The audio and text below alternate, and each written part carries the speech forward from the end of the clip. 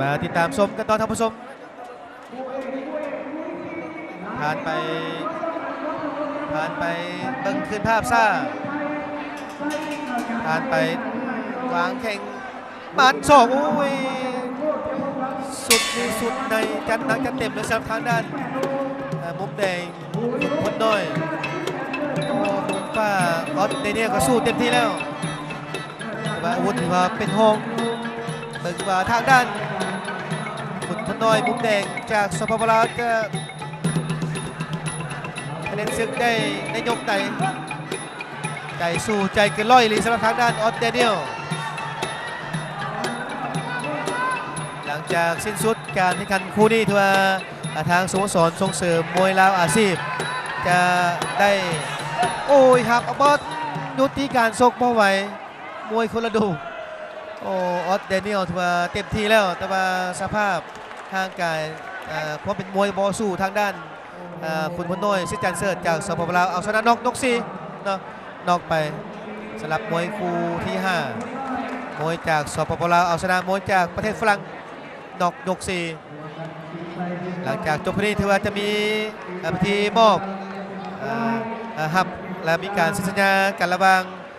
ทานวรรณเดชแก้ววิงคำประธานสโมสรส่งเสริมมวยลาวอาชีพกับทานกับนักมวย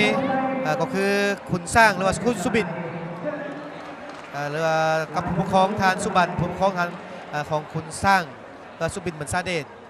ถือว่ามีการเซ็นสัญญาเข้าสู่สโมสรส่งเสริมมวยลาวอาชีพอย่างเป็นทางการเนาะแต่ว่าหลังจากเซ็นสัญญาแล้วถือว่าจะไปซกบนอื่นว่าซกตามลำพังใจนี่บ่ได้ต้องได้รับการซี้นำจากสโมสรส่งเสริมมวยลาวอาชีพเนาะจึงจะได้ซกในแต่ละไฟเนาะส่วนสัญญาต่างๆถือว่าสำเร็จแล้วถือว่ารอถ้าพิธีเซ็นสัญญาแล้วก็รับเอานักมวยฝีมือดีนักมวยลาวก็คือคุณสร้างหรือว่าเท่าสุบินบรรษาเดชเนาะเซ็นสัญญาในมื้อนี้อย่างเป็นทางการ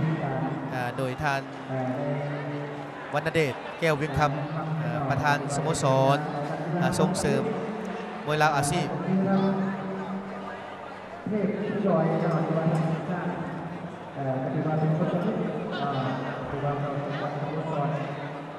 ถือว่าหลังจากจบมวยคู่นี้เนาะแต่ว่าจะมีการพิธีฮับเอานักมวยเข้าสู่สังกัดสโมสรส่งเสริมมวยลาวอาชีพอย่างเป็นทางการสำหรับการสัญญาระหว่างทานวรรณเดชแก้วเวียงคำประธานสโมสรส่งเสริมมวยลาวอาชีพกับทานสุบันผู้ปกครองของเท่าสุบินบรรษาเดชหรือว่าขุนสร้างองค์ดำบรรษาเดชเอาละท่านผู้ชมเดินทางมาถึงระยะสุดท้ายของการถ่ายทอดสดสุดยอดมวยลาวสตาร์จากโทรภาพลาวสตาร์และต้องขอขอบใจน้ำผู้ให้การสนับสนุนอีกทีหนึ่งนั่นก็คือสิงคอร์ปอเรชั่นดีที่สุดบ่มีที่สิ้นสุดเครื่องดื่ม M150 ชีวิตบ่มีลิมิตลาซาบ็อกซิ่งผู้ผลิตและจำหน่ายอุปกรณ์กีฬามวยทุกชนิดและน้ำมันเครื่องบางจากแห้งสะอาดมาตรฐานระดับโลกให้การอุปถัมภ์ถ่ายทอดสดในการแข่งขันในครั้งนี้และต้องขอขอบใจน้ำหน่วยงานลาววิสาทัศน์จัดการแข่งขันโทรภาพลาวสตาร์และวันนี้ข้าพเจ้าสมบูรณ์สายสีพร้อมโดยทีมงานถ่ายทอดสดลาวสตาร์ลาทางผู้ชมไปก่อนพบกันในโอกาสหน้าลาไปก่อนสบายดี